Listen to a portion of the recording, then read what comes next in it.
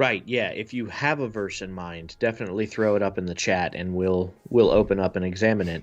Let's see. Okay, so we've got Matthew 28:19. Go therefore and make disciples of all nations, baptizing them in the name of the Father and of the Son and of the Holy Spirit. Mm. Okay. I know where they're going with that one. The whole, Very important yeah. thing. Right. Right.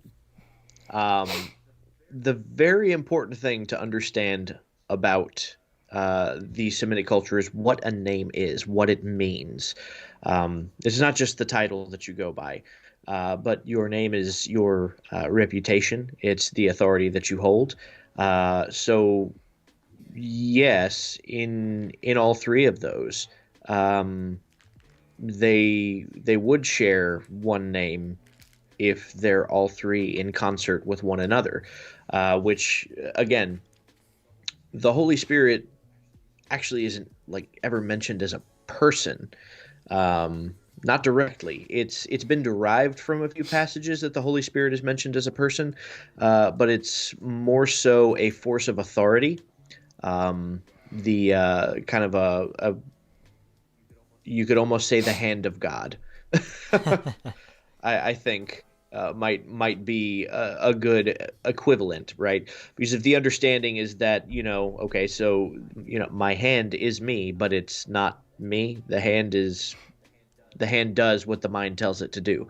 Um, Ergo, the spirit does whatever the Father tells it to do. It has no internal will of its own, more or less. You know, the Hebrew mindset would describe Yeshua as a chariot. Yes. Yeah.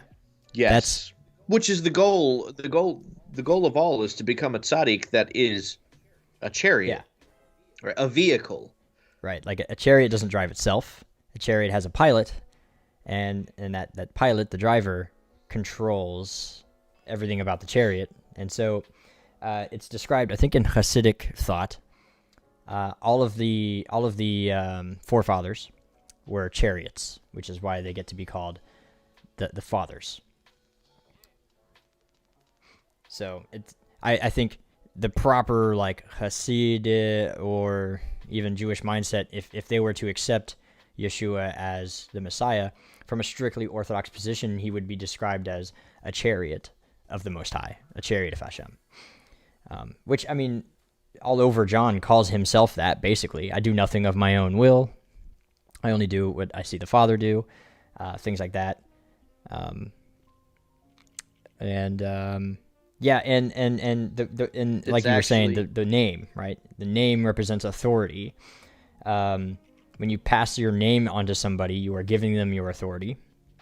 And it wouldn't be proper to say names, plural, if they were not unified in their authority, right? So if you just replace the word name with authority, it continues to make sense, and it actually puts the meaning of the text behind it, right? So go make disciples of all the nations, baptizing them in the authority of the Father and the Son and the Holy Spirit, right? There's no difficulty there. That's the meaning behind the text. But